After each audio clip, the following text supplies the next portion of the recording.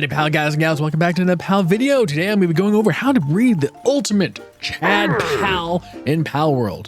Let's jump into it. So how do you go about breeding a Giga Chad of a pal? Well, there's two things to consider. One are passive traits, which are pretty easy to understand. They're there at the bottom of the pal. You can scroll over them and say like attack up, 20% more movement, etc. Those are pretty easy to understand. And the second thing you have to understand are IVs.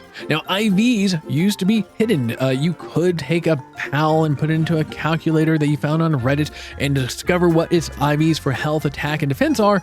But now, with one of the updates that I didn't even know it came out, you can equip glasses, ability glasses. Put these little bad boys on and they will show you those hidden IVs. The ability glasses are unlocked level 34 under the ancient technology side. It does take ancient civilization cores and you get those by oil rig or doing raids. Once you put on the glasses, every person you see in Palworld will have those three little numbers with a heart, attack, and then defense. So even in your pal box, you can tell. So you're over right there, you can see that each one of the pals has their IVs shown, which is great when you're trying to choose the right pals to breed. And these IVs can be passed on to their children just like their passive skills. But just because one pal has an amazing stat doesn't mean its offspring will get it. So if you wanted to hit that 100, you're going to need to find two pals, regardless of their traits. Hopefully you find good ones.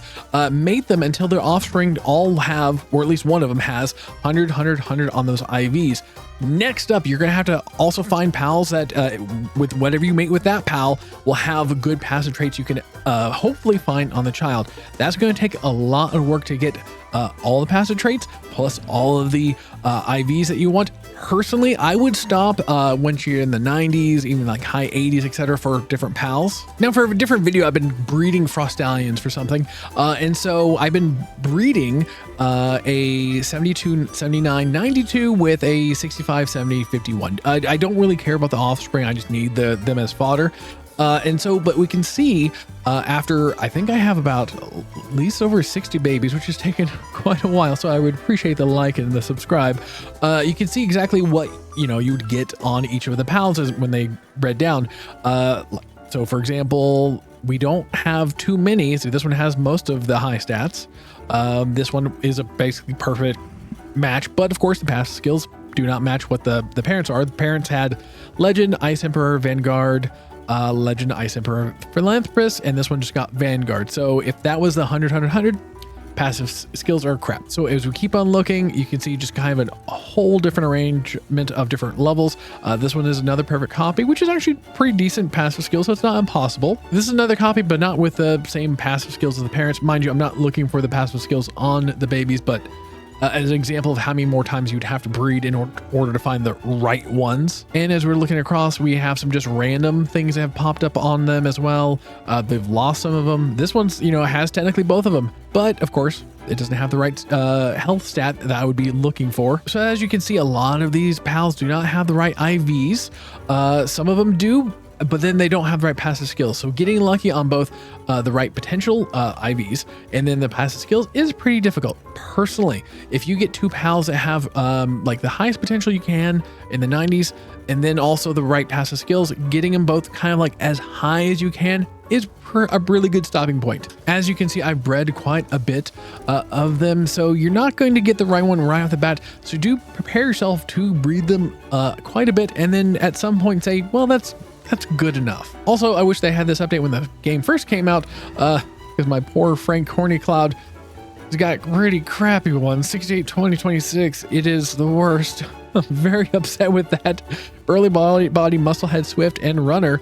I'm going to have to breed him. I think to find something better. Certain pals in the wild are a little bit harder to get, and you want to maximize their IVs as well.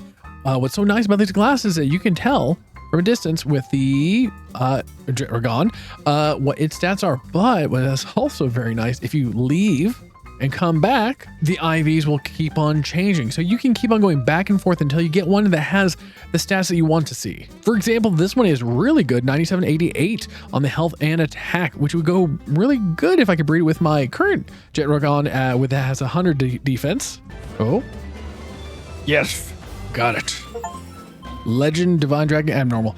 It is beautiful. Oh, love it. Hopefully I can breed that one. So unfortunately, that is another male. So I wouldn't be able to mate it with this one directly, but I could always mate it with a different jet dragon that I have that I tried to pass down. Like actually this one, Ferocious. Are you a female? You are a female. Beautiful. I would do something like this. I would probably, in order to try to make something maximize damage and health and everything, mate that one with this one until I get 97 health, 88 attack, and then of course with Legend Divine Dragon Ferocious, and hopefully get all that onto a female, and then mate it with this one to get the maximum jet dragon, and then level that one up. So it would take quite a while to get the ultimate one.